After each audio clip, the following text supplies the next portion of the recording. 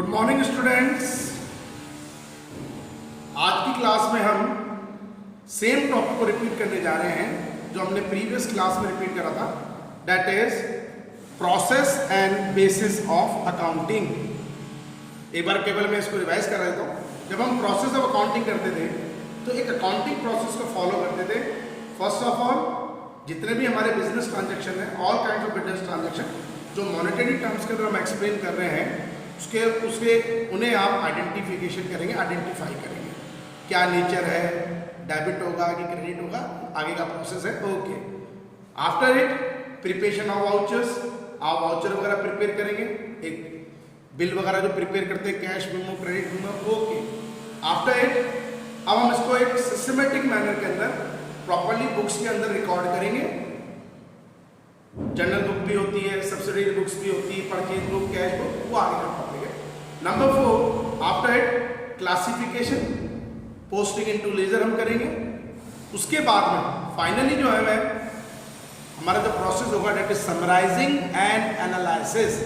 Summarising होगा mathematical accuracy के लिए, अर्थमेटिकल एक्यूरेसी के लिए, जिसके लिए हम बनाएंगे trial balance. And after it analysis करने के लिए एक हमको फाइनेंशियल स्टेटमेंट बनाना, ताकि हमें ये डिटरमाइन हो जाए, असर्टेन हो जाए कि प्रॉफिट हो रहा है कि लॉस हो रहा है। ये सब प्रैक्टिकल फॉर्म में, इसलिए हम आगे इसको क्लियर करेंगे, बट अभी हमें थ्योरिकल फॉर्म में प्रोसेसिंग एक स्टेप हमने बनाया था, वो स्टेप को हमने देख लिया है। Number 2, base of accounting. Normal way में हम चलेंगे, जब बेस ऑफ अकाउंटिंग हमने लिया है तो there is 2 kind of basis. आपके 2 ही बेसिस होते हैं, एक तो कैश बेसिस होता है, एक नॉर्मल वे में। सर इन कैश बेसिस हम केवल उन्हीं ट्रांजैक्शन को रिकॉर्ड करेंगे जो कैश बेसिस होते हैं, कैश आया है और कैश गया है। क्रेडिट ट्रांजैक्शंस को, जिसमें हमें अमाउंट रिसीव नहीं होना है या अमाउंट पेमेंट नहीं कर रहे हैं, should not be recorded into एक कैश बेसिस। आप कैश बेसिस में इसको रिकॉर्ड नहीं करेंगे। ओके, दूसरा होता है अक्रूवल बेसिस। अक्रूवल बेसिस का मीन क्या हो गया? Current year transaction should be recorded in this base. इस बेस में आपको केवल करंट ईयर ट्रांजैक्शन रिकॉर्ड करने, चाहे वो रिसीव्ड हुआ हो, चाहे रिसीवेबल हो, चाहे पेड हुआ हो, चाहे पेबल हो, लेकिन रिलेटेड होना चाहिए करंट ईयर से। और दूसरी बात, रेवेन्यू नेचर होना चाहिए, नॉट ए कैपिटल नेचर। हमने इसको क्लियर भी कर रखा, रेवेन्यू एंड कैपिटल नेचर हमारे पास में क्या चीज होती है। ओके, अब एक बेसिक चीज में हमने कर लिया। अब आप बोलोगे सर कैश बेसिस हम जब प्रैक्टिकल सम करेंगे तो कैसे इंप्लीमेंट करेंगे, और अप्रूवल बेसिस हम कैसे इंप्लीमेंट करेंगे, ये हमारा आगे का प्रोसेस है। हम जब जर्नल एंट्री करेंगे, लेजर पोस्टिंग करेंगे, क्लासिफिकेशन हो गया होगा हमारा, जब हम सब्सिडरी बुक्स वगैरह बनाएंगे वो आप उसमें क्लासीफाई करोगे, उसमें कोई प्रॉब्लम नहीं है। बट अभी जो हमारे पास पॉइंट चल रहा है वो हमारे जो पॉइंट है वो है हमारे पास में एक थ्योरिकल फॉर्म। अब जो आज का हम टॉपिक करेंगे that is difference between cash basis accounting and accrual basis accounting. Cash basis और अक्रूवल बेसिस में आपको डिफरेंसेस करने हैं। ओके, अब ये अक्रूवल और कैश बेसिस में हम जब डिफरेंसेस करेंगे तो मैंने बोला है कि एक सिस्टमेटिक मैनर, आपको अभी नहीं आगे तक फ्यूचर में ध्यान रखना है। जब आप किसी भी 2 एलिमेंट के बीच में डिफरेंसेस शो करेंगे तो बिल्कुल सिस्टमेटिक तरीके से, थ्योरिकल फॉर्म में। सबसे पहले serial number, number 2 basis of differences, number 3 जिस 2 एलिमेंट में आपको डिफरेंसेस शो करने हैं, जैसे बुक कीपिंग एंड अकाउंटिंग, हम उसमें भी डिफरेंसेस कर चुके हैं। आज हम कर रहे हैं cash basis accounting and approval basis accounting में डिफरेंसेस। ओके, तो what is the main differences between cash basis accounting and approval basis accounting?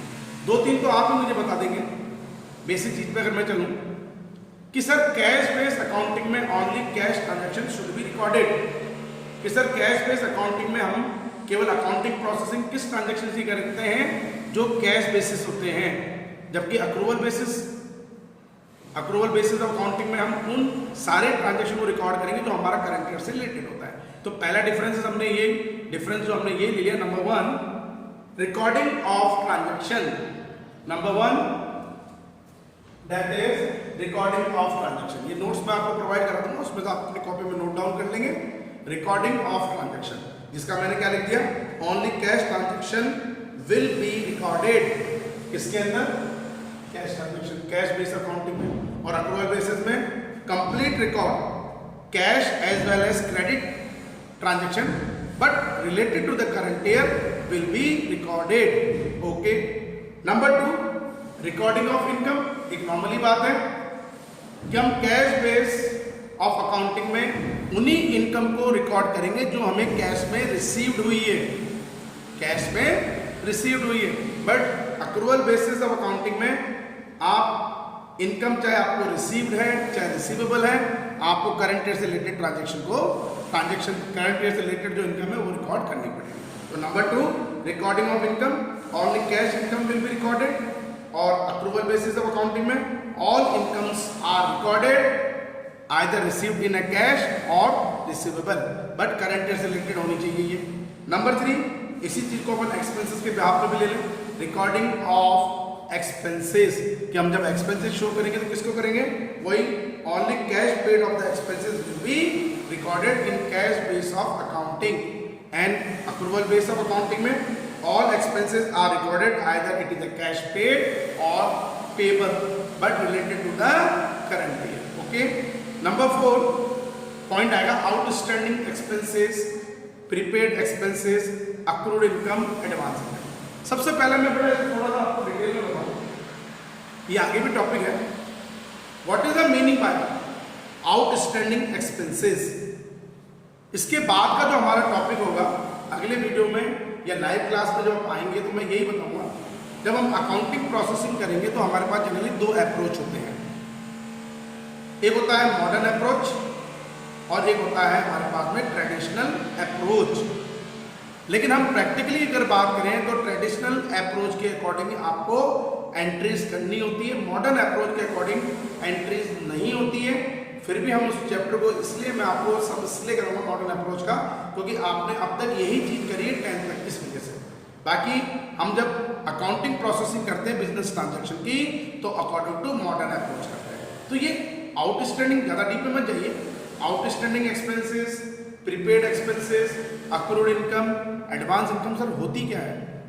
Simple way, expenses outstanding sir ऐसा एक्सपेंसेस जो हमें करंट ईयर में पेड करना था but किसी reason से हम उसको पेड नहीं कर पा रहे हैं। जब हम आगे चैप्टर करेंगे बेटा मैं सिस्टमेटिक तरीके से आपको उसकी डेफिनेशन लिखा दूंगा, बट अभी हम इससे इतना ही मान रहे हैं सर करंट ईयर से रिलेटेड एक्सपेंसेस था लेकिन हमने इसको करंट ईयर में ड्यूज रख दिया, हमने इसको पेबल है, हमने पेड नहीं करा, that is known as outstanding expenses. अब बेटा एक चीज है, जब मैंने पेड ही नहीं करा करंट ईयर में तो मैं कैश में अकाउंटिंग में कैसे रिकॉर्ड कर दूंगा उसको? फॉर एग्जाम्पल हमें अपनी स्टाफ की सैलरी 50,000 पे करनी थी पूरे करंट ईयर में ड्यूरिंग द ईयर, साल भर में, लेकिन हमने during the current year and तक 40,000 ही पे कराए, 50 पे करनी है केवल, टोटल एक्सपेंडिचर 50 था बट हमने कितना पे कराया? Only 40,000, that means 10,000 is outstanding, 10,000 is outstanding. अब जब मैं कैश बेस ऑफ अकाउंटिंग करूंगा तो जितना मैंने कैश पे कराया उसको रिकॉर्ड करूंगा, दैट इज 40,000। लेकिन अक्रूवल बेसिस ऑफ अकाउंटिंग में जितना मेरा करंट ईयर से रिलेटेड है मैं 50,000 रिकॉर्ड करूंगा। ओके, ये हो गया outstanding expenses. Number 2 prepaid expenses, prepaid advance में पे कर देना, नेक्स्ट ईयर से रिलेटेड है लेकिन हमने इसको नेक्स्ट ईयर का जो एक्सपेंसेस हैं वो करंट ईयर में, such expenses which are related to the next year but paid in advance in a current year that is known as a prepaid expenses. हमने एडवांस में पे कर दिया, okay कर दिया कोई बात नहीं। अब आप क्या मानेंगे, जैसे मैं एग्जांपल हूं 50,000 मेरा करंट ईयर का एक्सपेंसेस था बट मैंने 50 की जगह 10,000 नेक्स्ट ईयर का और लेकर 60,000 पे कर दिए, करंट ईयर से रिलेटेड 50 है और नेक्स्ट ईयर का जो मैं एडवांस पे कर रहा हूं दैट इज 10,000, टोटल मैंने कितना पे कर दिया? 60,000। तो कैश बेसिस ऑफ अकाउंटिंग में मैं पूरा कितना शो करूंगा? 60। लेकिन जब मैं अक्रूवल बेसिस ऑफ अकाउंटिंग आऊंगा ओनली करंट ईयर, और करंट ईयर रिलेटेड हमारा कितना है? 50, यहां पर 50 ही शो करूंगा। तो आउटस्टैंडिंग है चाहे प्रीपेड है, अक्रूवल बेसिस में आपने अमाउंट कितना शो करा है? 50 जो करंट ईयर का। लेकिन हम जब कैश बेस ऑफ अकाउंटिंग में आएंगे तो एक्चुअल जितना हमने पेड करा है इसमें करंट ईयर का अगर आपने कुछ पे नहीं करा तो उसको टोटल अमाउंट में एक्सपेंडिचर में आप लेस करेंगे, अगर आप एडवांस में पे कर रहे हैं तो उसको आप प्लस करके शो करोगे। ओके, अब आता है अगला पॉइंट, अकर्ड इनकम या accrued income. Such income which are related to the current year but still receivable at the end of the current year. Current year में आपको मिलनी है लेकिन आपको नहीं मिल पा रही है।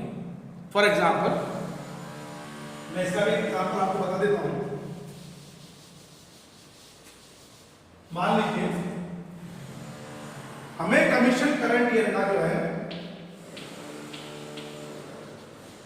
60,000 मिल रहा है, but and of the current year हमें एक्चुअल में जो रिसीव हो रही है, मेरी इनकम तो है पूरी टोटल 60,000, लेकिन मैंने कितना रिसीव करा 50,000। दैट मीन्स 10,000 जो मेरा इनकम बाकी रेगुलर मुझे करंट ईयर में नहीं मिल रही है, दैट इज अकर्ड या अक्रूड इनकम।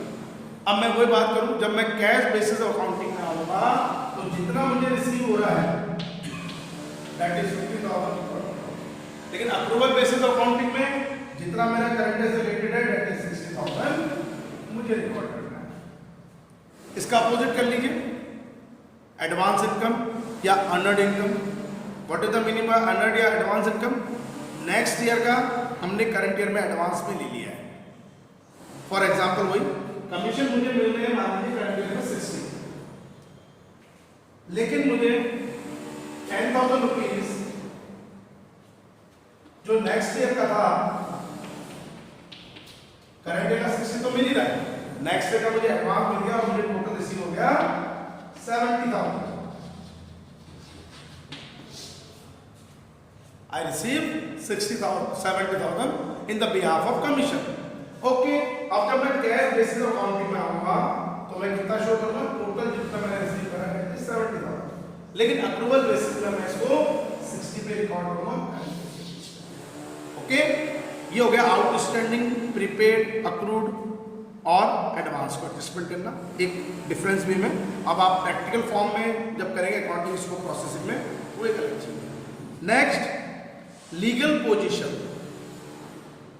अब लीगल पोजीशन की अगर मैं बात करूं तो कैश बेस अकाउंटिंग को एक हमारा एक्ट चलता है, कंपनी एक्ट 2013।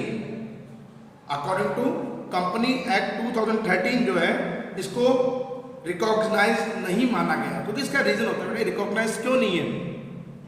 कंपनी एक्ट 2013 के अकॉर्डिंग ये रिकॉग्नाइज नहीं है। वो इसलिए रिकॉग्नाइज नहीं है क्योंकि हम केवल कैश ट्रांजैक्शन को ही इसमें फोकस करते हैं, जबकि कैश ट्रांजैक्शन तो लास्ट ईयर का भी हो सकता है, नेक्स्ट ईयर का भी हो सकता है, जैसे मैंने अभी एग्जाम्पल में आपको बताया। जबकि कंपनी एक्ट 2013 बोलेगा आपका फोकस होना चाहिए करंट ईयर के ऊपर, जिस ईयर में आपने अपनी फाइनेंशियल एक्टिविटी ऑपरेट करी है वो आपका मेन होना चाहिए। तो कैश बेस अकाउंटिंग जो है उसको रिकॉग्नाइजेशन नहीं मिली हुई है according to company act 2013, but accrual base of accounting जो है this base is recognized under the company act 2013। इसका रीजन यही है क्योंकि सर अक्रूवल बेसिस में हमें करंट ईयर के ट्रांजैक्शन रिकॉर्ड करने हैं, रेवेन्यू नेचर के रिकॉर्ड करने हैं, चाहे वो हमें रिसीव्ड हुए हो, चाहे रिसीवेबल हो, चाहे पेड हो, चाहे पेबल हो, उससे हमें कोई मतलब नहीं। ओके, ये चीज होगी। पॉइंट नंबर 6, ये किस तरह के फॉर्म के लिए सूटेबल होता है, सूटेबिलिटीज किस तरह के फॉर्म के लिए सूटेबल है। अब एक सिंपल चीज लेके चलेंगे, कैश बेस ऑफ अकाउंटिंग जो हमारे प्रोफेशनल पर्संस होते हैं, डॉक्टर, लॉयर्स वगैरह जो होते हैं, इंजीनियर्स वगैरह होते हैं, प्रोफेसर्स वगैरह होते हैं, टीचर्स वगैरह होते हैं, जिन्हें ट्यूशन फीस वगैरह मिलती है कोचिंग चलाने पे या अपने डिस्पेंसरी वगैरह चलाने पे, उनके लिए ज़्यादा अच्छा होता है। आज एक नॉर्मली बात है, आज आप किसी डॉक्टर के पास हम जाते हैं तो हमें उसे तुरंत जो है उससे कंसल्ट फीस उसको पे करनी पड़ती है। हम ये नहीं बोलते आपको 2 दिन बाद दे देंगे, 4 दिन बाद दे देंगे, हम कहाँ रोका है।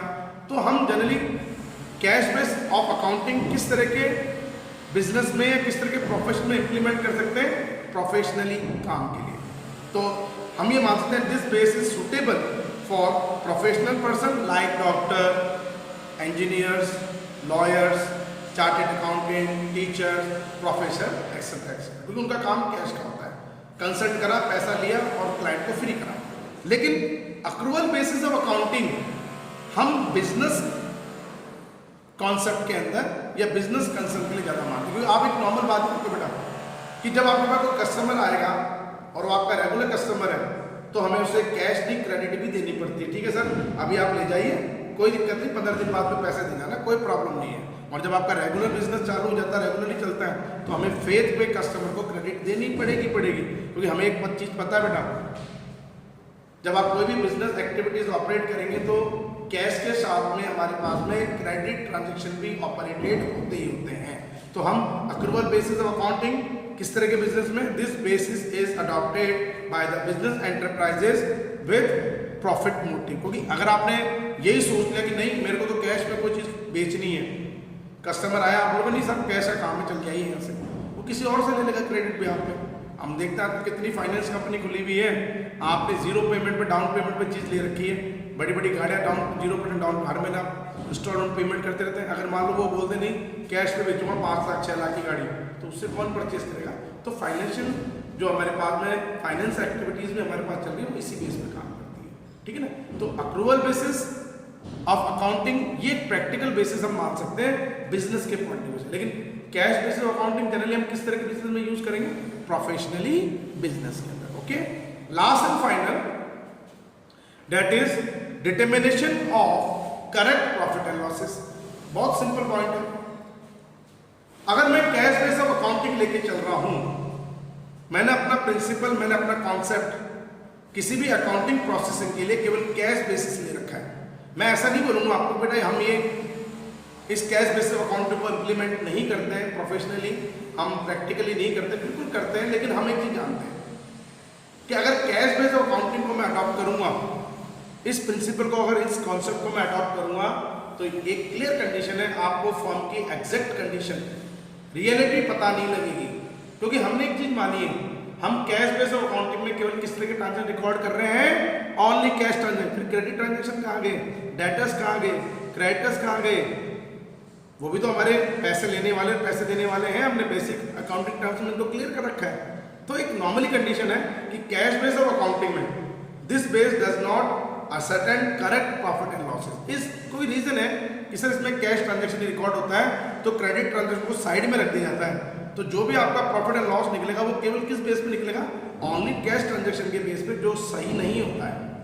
तो आप कैश बेस ऑफ अकाउंटिंग के बेस पे कभी भी फर्म की exact financial position, profit and loss को डिटरमाइन नहीं कर सकते हैं। लेकिन अक्रूवल बेसिस में करंट ईयर ट्रांजेक्शन है, करंट ईयर में कितना प्रॉफिट लॉस हो रहा है, आपको हर तरह के ट्रांजेक्शन को इन्वॉल्व करके cash as well as credit सब आपको शो करके प्रॉफिट एंड लॉस को डिटरमाइन आराम से हो जाता है। तो ये कुछ अपने डिफरेंसेस थे जिसको बिल्कुल सिस्टमेटिक तरीके से बेटा आपको यहाँ पे शो करना जरूरी होगा। तो आज की क्लास में हम इतना ही करेंगे, क्योंकि उसके बाद में एक नॉर्मल टॉपिक है, उसके बाद में फिर थोड़ा सा हम जब लाइव क्लासेस के साथ में आपको वीडियोज वगैरह देंगे, वो प्रैक्टिकल न्यूमेरिकल सम्स के चलेंगे, तो वो अपने लिए बहुत कंपल्सरी होता है। बहुत इंटरेस्ट आएगा पढ़ने के अंदर, कोई बड़ी बात नहीं है। लेकिन अभी हमारी थ्योरीज चल रही है, छोटी थ्योरीज थी, मैंने 2 दिन में एक्सप्लेन कर दी। ओके, इसके प्रॉपरली नोट्स अगर नहीं होंगे तो मैं आपको नोट दे दूंगा, कोई दिक्कत नहीं है। ठीक है ना, इसको आप क्लियर करके चलना। बाकायदा जितने भी नोट्स आपको प्रोवाइड हम करवाएंगे, वो आप अपने प्रॉपर नोट्स कॉपी में नोट डाउन कीजिए, ताकि जब भी ऑफलाइन हमारी क्लासेस हों तो हमें किसी तरह की कोई प्रॉब्लम नहीं आए। हाँ ठीक है, हम एक बार रिवीजन कर लेंगे, इसका कोई बड़ी बात नहीं है ऑफलाइन क्लासेस के अंदर, बट आपके पास में नोट्स होना जरूरी है। ओके, आज की क्लास हम यहीं ओवर कर रहे हैं। थैंक यू, बी सेफ, सुरक्षित रहिए अपने घर में। ओके, लेकिन रेगुलर स्टडीज को फोकस कीजिए, स्टडीज को रेगुलरली कीजिए, ताकि ऑफलाइन जब क्लासेस हों उसमें आपको कोई प्रॉब्लम नहीं आए। Thank you.